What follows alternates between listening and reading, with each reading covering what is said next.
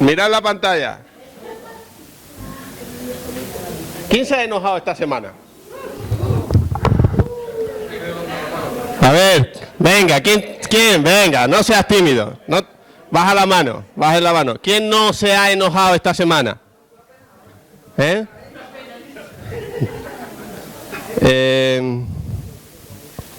¿Cuántos han pecado cuando se han enojado?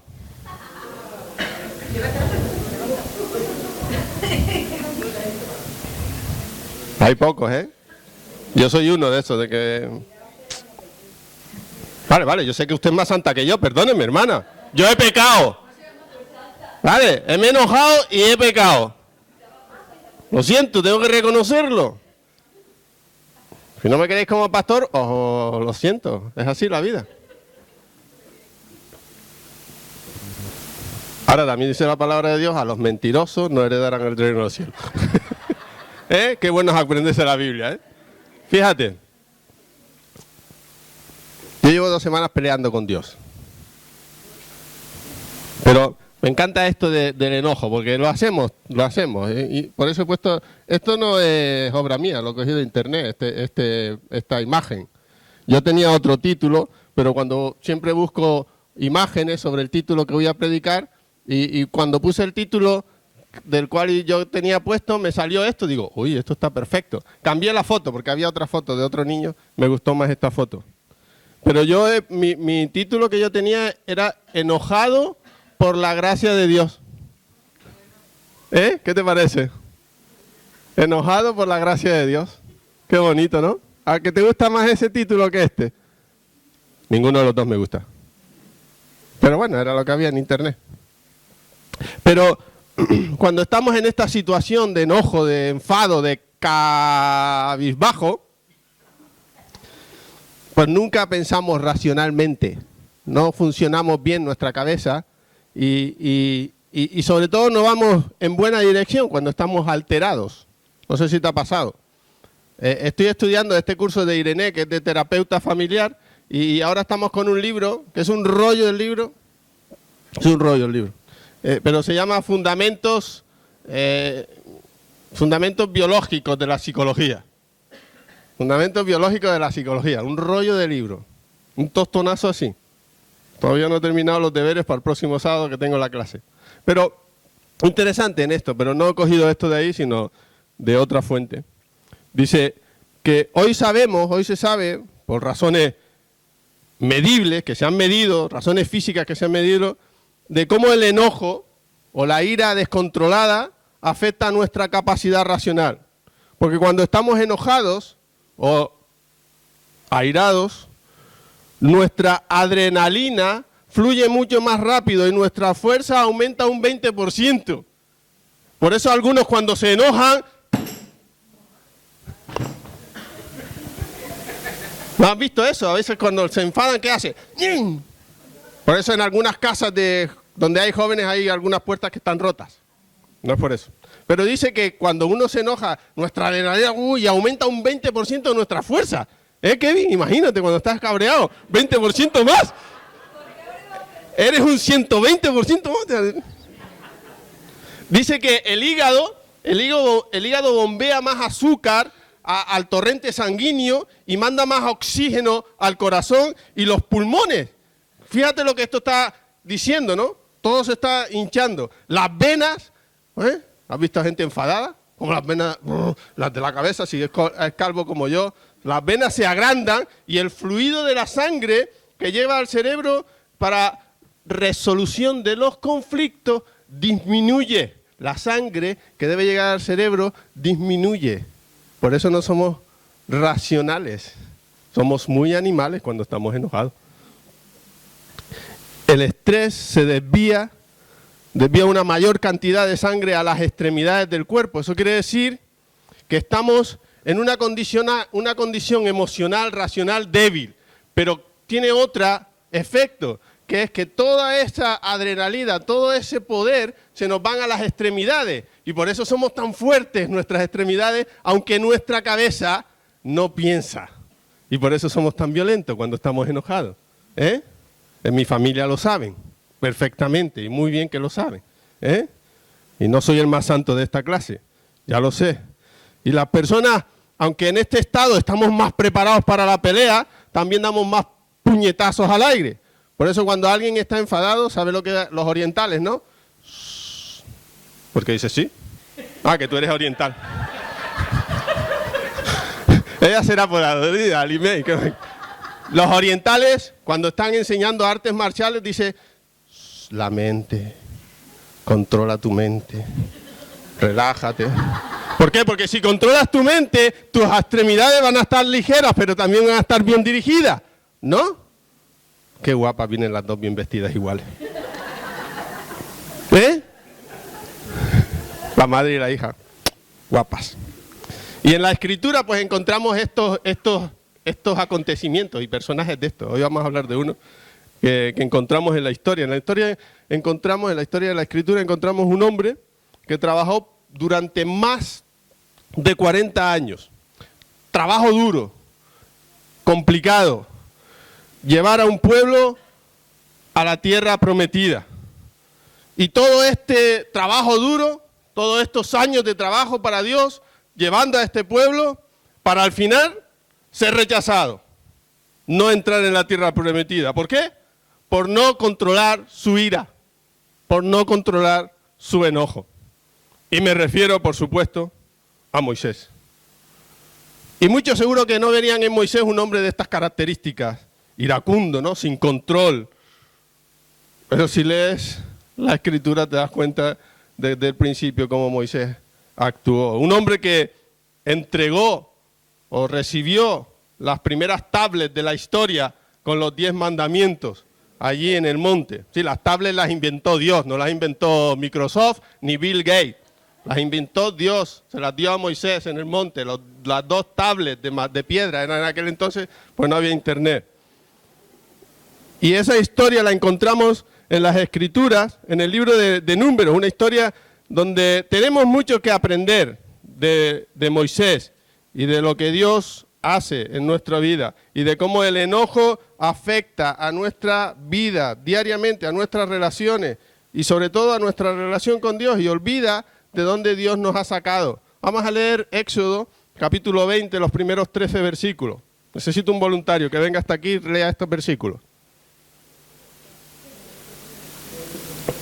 No vengan todos a la vez, que no cabemos en la plataforma, pero si viene uno, mejor.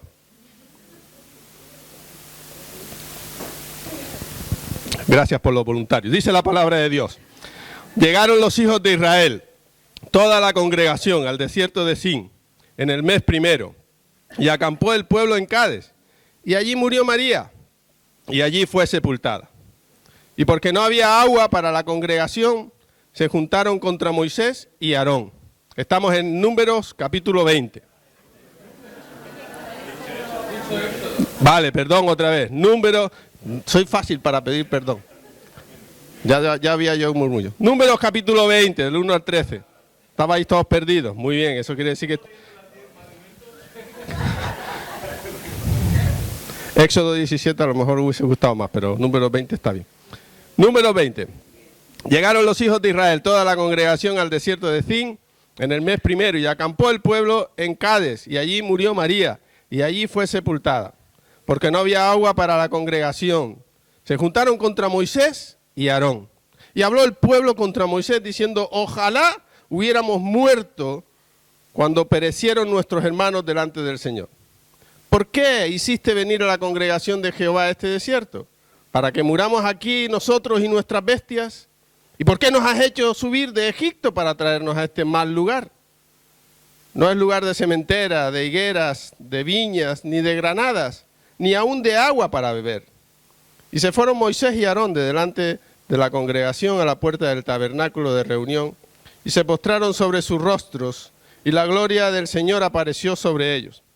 Y habló el Señor a Moisés diciendo, toma la vara y reúne la congregación, tú y Aarón tu hermano, y hablad a la peña a vista de ellos.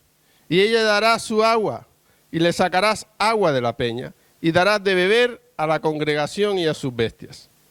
Entonces Moisés tomó la vara delante del Señor, como él le mandó. Y reunieron Moisés y Aarón a la congregación delante de la peña. Y les dijo, Oíd ahora, rebeldes, ¿os hemos de hacer salir agua de esta peña? Entonces alzó Moisés su mano y golpeó la peña con su vara 2 veces. Y salieron muchas aguas y bebió la congregación y sus bestias. Y el Señor dijo a Moisés y a Aarón: por cuanto no creísteis en mí, para santificarme delante de los hijos de Israel, por tanto no meteréis esta congregación en la tierra que les he dado. Estas son las aguas de la rencilla, por las cuales contendieron los hijos de Israel con el Señor, y Él se santificó en ellos. Amén. Gracias, Yarón. Este me gusta. Lo primero que quiero que veáis, que crea el enojo, es esto. Olvida la fidelidad de Dios. Olvida lo fiel que Dios ha sido.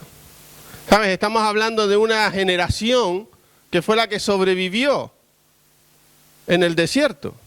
Fíjate qué terrible, ¿no? Es la generación, no la que salió de Egipto, la primera generación, sino esta fue la que fue rescatada por Dios para entrar en la tierra prometida. Pero aún así siguen dudando de la fidelidad de Dios. Para esto nos sacaste de Egipto, pero a lo mejor algunos eran niños. Algunos ni siquiera habían nacido. Pero fíjate cómo la gente es fácil para olvidar la fidelidad de Dios. La multitud está indignada. Parece ser con Moisés, pero el enfado es con Dios. Es con Dios que lo sacó de Egipto. No fue Moisés. Moisés solo obedeció a Dios. Moisés solo obedeció a Dios. Estaban enfadados con Dios. Y una vez más, este pueblo mira a su alrededor y lo único que hace es ver las cosas que no están bien. ¿Te suena eso, no? Cuando vienes a la iglesia, normalmente te das cuenta de las cosas que no están bien. ¿O no? Yo me pongo como ejemplo, ¿vale? Porque vosotros sois unos santos delante de mí. Siempre lo digo y siempre lo diré. Yo llegué hoy a la iglesia y el sonido sonaba fatal. Digo, vaya sonido que tenemos. Con la mesa tan buena que hemos comprado. Cables tremendos. Altavoces. Y esto suena como una morralla. Esto es morralla de sonido. Ahora, eso lo hago yo solo. Vosotros no. Vosotros cuando llegáis a la iglesia no miráis esas cosas. No. Lo único que llegan allí es: no tenemos agua. Se han olvidado de todo lo que ha dicho Dios por ellos. Y la única cosa que les falta es la que demanda. No tenemos agua. Observa el contenido de su denuncia, ¿no? Al final de los 40 años en el desierto, lo que se quejan esta nueva generación, los que no murieron cuando se negaron a entrar en la tierra de prometida, llegan ahí a Cádiz, tenían que haber muerto. Y 40 años después que Dios ha sido fiel guardándoles, alimentándoles durante 40 años a esta manada, a este ganado, desean que volver otra vez. La lista de las ausencias de alimentos es importante, pero la principal es la sed. La sed, el agua. No es que carecían de lujo, es que carecían de lo esencial de la vida. El agua de la vida. El versículo 3 nos dice que se enfadaron con Moisés. Ellos estaban acusando a Moisés de no cuidarles, de no proveerles para sus necesidades. Y mientras ellos están con toda esta queja, con toda esta demanda contra Moisés, Dios lo ve de otra manera. Mira el versículo 13, lo que dice. Este lugar fue llamado, en otras versiones dice Meriba. En esta versión del 60 que yo he leído dice rencilla. Meriba. Es el lugar, este lugar es el lugar donde quejarse. Es lo que significa la palabra. El lugar de la queja, ¿no? Es lo que a veces nosotros cuando estamos enojados con Dios, en vez de la alabanza, lo que sale de nosotros es la quejabanza, ¿no? Y nos estamos todo el día quejando. Dios, ¿por qué me diste este trabajo? Dios, ¿por qué me diste este marido? Dios, ¿por qué me diste esta iglesia? Dios, ¿por qué me diste este coche? Dios, ¿por qué? ¿no? Empieza a salir toda la quejanza. Pues eso, ese es el lugar donde quejarse. Están ahí, el versículo 13. Lugar donde quejarse. En vez de ver todas las cosas buenas que Dios ha hecho con ellos, ¿qué hacen? Se quejan. ¿Se quejan? No son muy diferentes a mí. En vez de dar gracias a Dios de salvarles la vida durante todos estos años, no solo están despreciando a Dios, sino están despreciando el indulto que Dios les ha dado. Y se enojan contra Él, como si Dios hubiese sido injusto con ellos al preservarles la vida. Eso es lo que están diciendo. Dios, ¿por qué no nos mataste? ¿Para qué nos metiste 40 años en este desierto y ahora llegamos aquí y no hay agua? Mejor nos hubiesen matado 40 años atrás y no hubiésemos sufrido tanto. Ellos siguen sin creer en la fidelidad de Dios. Siguen sin creer en la fidelidad de Dios. Siguen sin creer en sus promesas. Y esta es la esencia de la fe. La esencia de la fe. ¿Por qué? Porque su ira los cegó a todo ese acontecimiento de esos 40 años donde Dios les había dado todo lo que necesitaba. Pero ahora un pequeño problemilla y a quejarse. A quejarse. Cuando nos enojamos con alguien o por alguna situación, a menudo el problema es que estamos enojados con Dios. Porque puso a esa persona delante de ti, o porque te metió en esa situación Dios. Porque Dios permitió que estuvieras ahí. Porque Dios permitió a esa persona que te hablara así. Estamos enojados con Dios por la forma en que se dan las cosas. Ese es el centro de todo. Y sabemos, ¿no? Sabemos lo estúpido que es cuando acudimos a Dios dando un puñetazo en la mesa. Es estúpido. Y nuestra ira a menudo es una respuesta inmediata a la situación que nos desagrada, ¿no? Los que no levantaron la mano, porque seguramente esta semana ha sido buenísima, ¿no? Y han vivido ahí en el paraíso, entonces no han tenido, pues no había nada que les desagradara, han comido bien, han dormido bien, no han tenido enfermedad, no han tenido problemas en el trabajo, con su marido, con sus hijos, entonces, estupendo. Pero la ira viene cuando hay cosas que no nos gustan, ¿o no? Por lo menos a mí, vale, vosotros sois pueblo santo escogido por Dios, lo dice Pedro. Nos enojamos con nuestros cónyuges, con nuestros hijos, con nuestros amigos, nuestros compañeros de trabajo. ¿Por qué? Porque nos han defraudado. Nos han defraudado. Pero nuestra ira rara vez es causada directamente por tus fracasos, porque has fracasado, sino por las molestias que nos han causado. Yo les he dicho que llevo 2 semanas peleando con Dios. No es porque esté enfadado con ninguno, sino porque me siento fracasado en cosas, ¿vale? No soy un fracasado de, ¡ay, qué víctima el pobre pastor, que está pasando lo fatal! Fíjese de eso. Ya me conocéis, ¿vale? No, porque en algunas veces, en algunas cosas veo que no llego y no doy y me siento fracasado en esas cosas. ¿Eh? Pero rara vez eso lo reconocemos. No, es que no llegué por culpa de los astros que se aliaron contra mí y mandaron. Rara vez reconocemos que es porque hemos fracasado. Porque no hemos llegado a dar todo lo que teníamos que dar. No hemos conseguido lo que Dios nos ha puesto por delante para hacer. Y nos airamos. Y nos cuesta mirar el cuadro entero y recordar que Dios todavía está en control de mi trabajo. Eso es lo que yo he aprendido.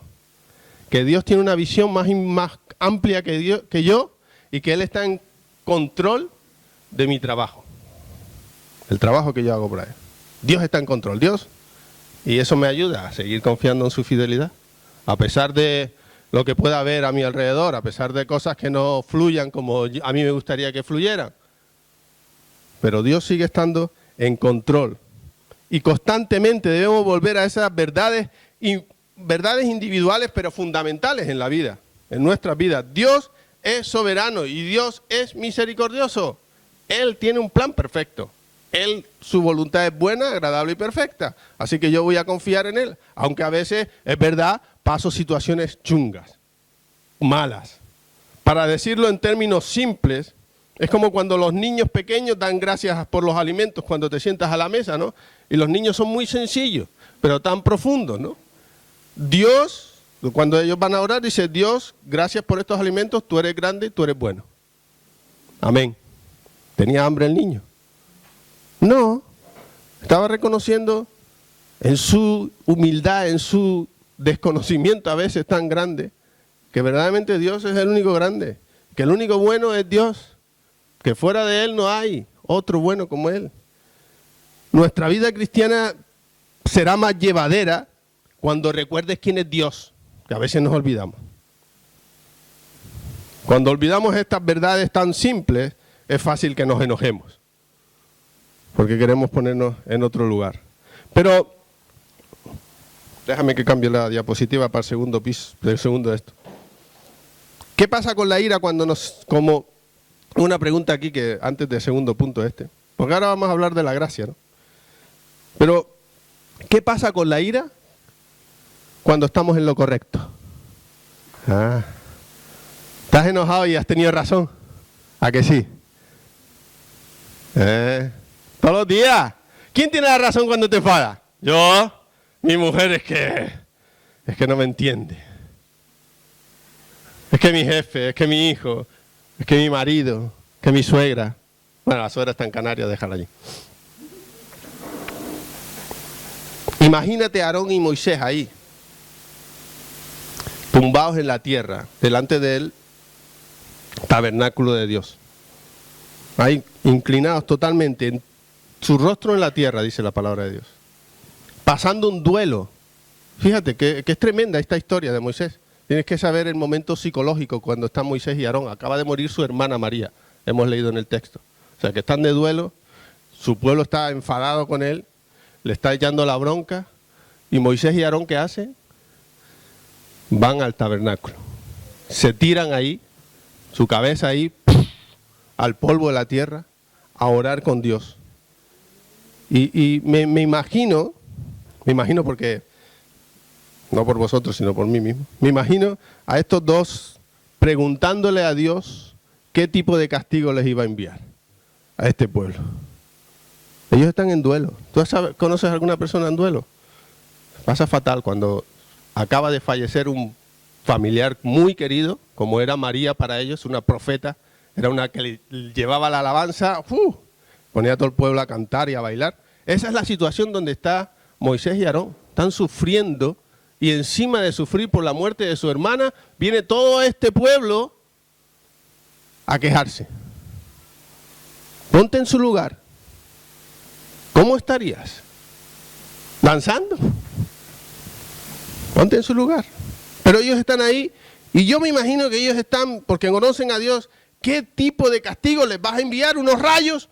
¿La tierra que se abra y se los trague? ¿Qué vas a hacer con esta gente tan poco agradecida? Seguramente eso es lo que haría más de uno, y lo que esperaría de Dios por cuando te hacen algo mal, o cuando hablan algo mal contra ti.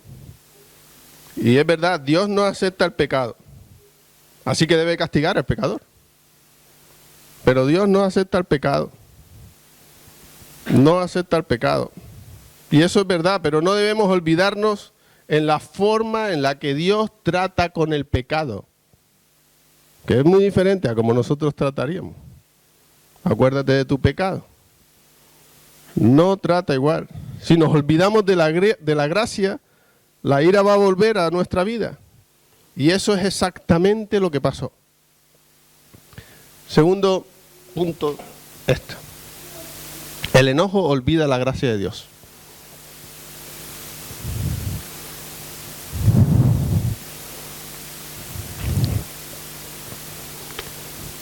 Dios muestra gracia sobre este pueblo. Pero Moisés Seguramente quería que los destruyera ya de una vez.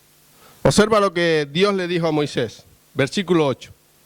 Toma la vara, reúne a la congregación, tú y Aarón tu hermano, y hablad a la peña, a la roca, a la piedra, en vista de ellos. Reúne a la congregación. El versículo 8, ¿no? Dice, reúne a la congregación. Ponlos a todos. Pon la asamblea al completo a reunir. Y el versículo 9 nos dice que Moisés tomó la vara, posiblemente la vara de Aarón, esa vara que tienes que irte a Números 17, donde cogió Moisés 12 varas y las metió en el tabernáculo, y la vara de Aarón floreció, echó flores, y no solamente eso, echó fruto, dio almendras. Posiblemente sería la vara de Aarón, tenía autoridad, había sido un milagro lo que había pasado con la vara de Aarón. Así que le dicen que coja la vara y que llame ahí. Moisés tenía que coger la vara y hablar a la roca. Y esto era muy fácil, ¿no? Esto era de locos. Muy agradable, muy suave, demasiado amable para la situación que Moisés está viviendo. Él tenía otra mente, otra idea en su mente. ¿Por qué? Porque su sangre hervía. Su sangre hervía por cómo lo estaban tratando. Y por ende tratando a Dios mismo. Una y otra vez este pueblo había deshonrado a Dios con su maldad, con su desagradecimiento. Y Moisés pone ese broche de oro en esta escena para que los pecadores se den cuenta de cuál es su actitud. Moisés toma la vara y descarga su ira, como cuando tú descargas tu ira gritando, como tú la descargues, me da igual. Y nos gusta decir que tenía buenas razones para hacerlo. Seguro que tenía todas las mejores razones para estar enojado. Había estado con ese pueblo durante 40 años en el desierto,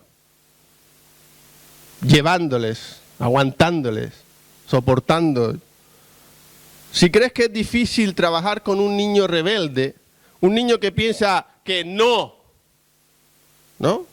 Ese niño que piensa que no significa, haz lo que quieras, mi niño. A veces hay niños de esto, ¿verdad? Yo los veo en los centros comerciales, que la madre le está diciendo no, y el niño va así. Haz lo que quieras, mi niño. Así decimos en Canarias. Haz lo que quieras, mi niño. No, cuando es no, es no. Pues imagínate este pueblo, 40 años, tantas veces Moisés diciéndole no y ellos haciendo lo que les da la gana. ¿Eran rebeldes? Claro que sí, claro que lo eran. Al llamarles rebelde, lo que Moisés está diciendo, eso no le dijo Dios, ¿verdad? Dios le dijo alguna vez que le dijera malos, manada de víboras, como diría Juan el Bautista. No, Dios no le dijo que les insultara, ni que los catalogara. Pero fíjate lo que hace cuando tú te olvidas de la gracia de Dios. Cuando te olvidas de la gracia que Dios ha tenido contigo, fíjate cómo tú actúas. Igual que actúa Moisés. Rebeldes. Vosotros sois los rebeldes. Yo soy bueno. Eso es lo que está diciendo Moisés. Vosotros sois los rebeldes. Él se erige como el libertador, como el justo, como el que está perfectamente bien ubicado. Y Moisés lleva ese milagro tan ingrato, ¿no? Porque Noemi ahora. Moisés tenía una autopercepción de él mismo. Noemi no. Mi mujer está santificada. Moisés tenía una autopercepción de él mismo. Una autopercepción. Eso quería decir que estaba sobrevalorándose a sí mismo. Esos son los malos, no yo. Esos son los rebeldes, no yo. Eso es lo que hace cuando tú te enojas, cuando tú estás herido. Siempre hay otro que es el culpable. Siempre hay otro en el cual descargar. Y en este caso, pues Moisés dice esto. Dios le había dicho, habla. No contra la congregación, sino háblale a la piedra.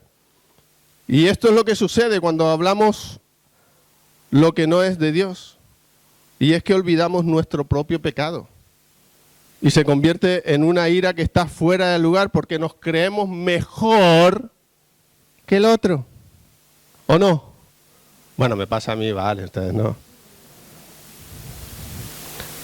Moisés se negó a creer que Dios fue fiel cuando la gente era infiel. Se olvidó de eso. Así que él tomó la vara de Aarón, que habla de vida, ¿no? Porque floreció estando seca. Esa vara habla de vida. La vida que Dios da incluso de un palo seco. De un palo seco Dios lo hizo florecer. La vida que estaba en esa vara. Y en vez de hablar a la roca y confiar en Dios, ¿qué hace? Golpeó a la roca. No una vez, sino varias veces. Varias veces. Esa es la ira desmesurada. El enojo desmesurado. Y la ira siempre es... La ira, el enojo siempre es...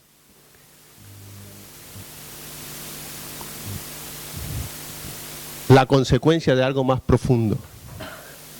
Que solamente ha salido, pero hay algo más profundo. Que es el enojo, ese simplemente y momentáneo que sale. Eso es la ira. Está hablando de una enfermedad más profunda en nosotros. Y ahí había algo de orgullo herido cuando él llamó a los israelitas rebeldes. Había presunción, porque ahora yo soy el que hago el milagro. Dios me dijo que yo hablara, pero yo voy a decidir. Yo reúno, los llamo rebeldes y ahora fijaros lo que yo voy a hacer con esta vara. La presunción. Y hubo voluntad propia en desobedecer a Dios mismo. Nos olvidamos de la gracia de Dios tan fácilmente. Qué fácilmente nos olvidamos. Y a veces justificamos nuestra ira como el celo por la ley de Dios, ¿no? Eso ya es otro tema que también hay en nuestras casas. En vez de hablar, golpea.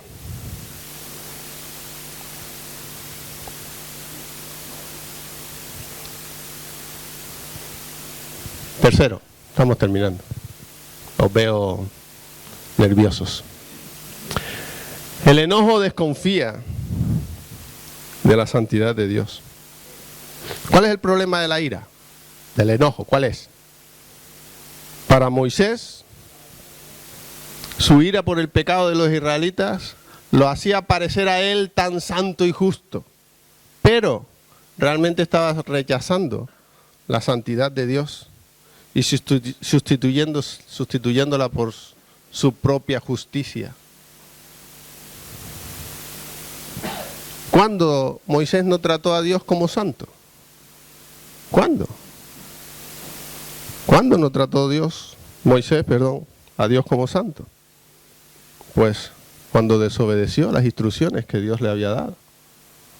Al desobedecer las instrucciones de Dios estaba faltando el respeto y la obediencia que Dios merecía. Y Moisés no estaba santificando a Dios en eso. A veces pensamos que santificar a Dios es algo muy elevado. Fíjate, tan sencillo. No obedecer a Dios, faltar el respeto y desobedecerle. Estaba desconfiando. ¿Y sabes lo que hace Dios? Que sí, la ira de Dios llega finalmente. Finalmente la ira de Dios llega. Pero ¿sabes que la ira de Dios no es contra el pueblo de Israel? Sino contra Moisés y Aarón. Qué fuerte, ¿no? A mí me da gracia, pero digo, qué cuidado tenemos que tener con nuestro enojo.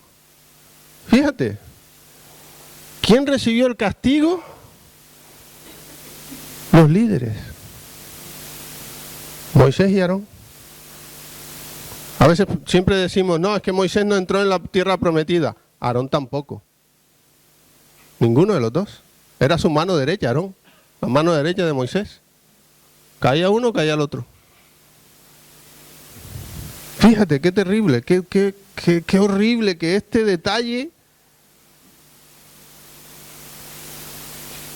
les lleva a no entrar por su falta de santificar a Dios. Porque exigieron airadamente agua y dudaban de que Dios era bueno. Hicieron su propia voluntad y no obedecieron a Dios. Y eso fue lo que desagradó a Dios, fue la actitud de ellos. Fue su actitud. La actitud de Moisés y Aarón. Fíjate lo que dice el versículo 12.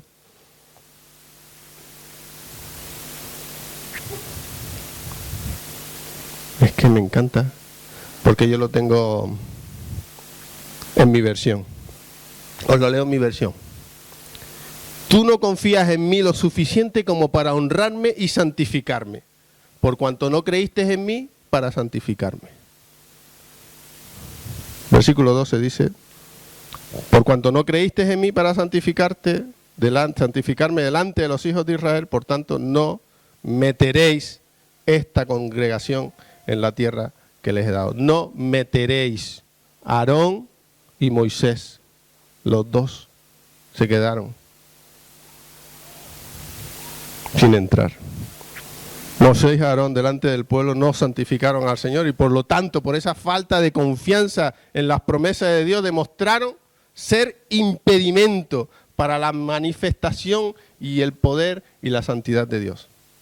Por eso mismo. Pero delante de Israel.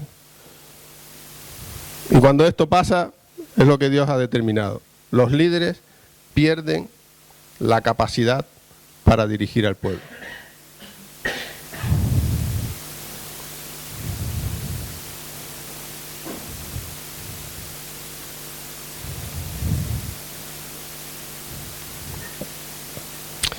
Déjame terminarme con este párrafo y celebramos la Santa Cena. Porque todo este pasaje tiene una simbología tremenda con nuestro Señor Jesucristo. Dios es el que ha tratado con el pecado en la cruz. Cristo es el que ha sido golpeado.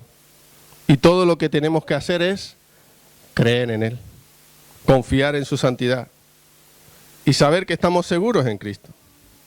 La ira, el enojo es un problema grave porque pone en duda la bondad de Dios, ignora su control en este mundo, pero sobre todo cuando nuestra ira parece justificada, pero sin embargo tantas veces permiten que la ira eclipse el carácter de Dios, que Él es santo, que Él exige perfección, que Él ofrece perdón por causa de Cristo. Por eso hemos dejado de creer tantas veces en lo que profesamos y que a veces es tan sencillo como confiar en el Señor y descansar en Él y obedecerle. Yo no sé cómo estamos cada uno de nosotros, pero sí quería parar en este tiempo y recordar lo que nuestro Señor Jesús hizo en la cruz. Él es el agua de vida, Él es la fuente donde brota el agua de vida. Él es el único que nos puede saciar por toda la eternidad con esta agua. Y eso fue lo que Jesús hizo en nuestra cruz, en la cruz del Calvario. Morir para saciar tu sed. Pero eso debes creerlo. Debes creerlo, debes creer en la fidelidad de Dios, creer en la gracia de Dios y confiar que Él sigue siendo santo a pesar de lo que tú hagas. Enójate, pero no peques. Os lo digo con amor y os lo digo sabiendo lo que ocurre cuando pasamos la línea. Lo que ocurre cuando nos lanzamos más allá de esa situación.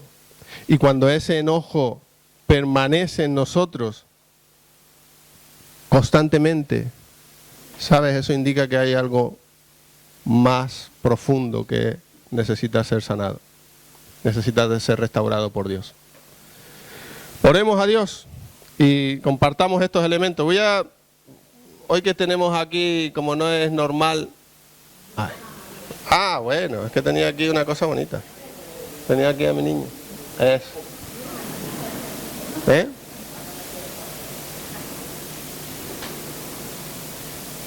Enójate porque para que no peques, porque en ocasiones el enojo olvida la fidelidad de Dios, olvida la gracia de Dios y desconfía de su santidad. Así que ten cuidado cuando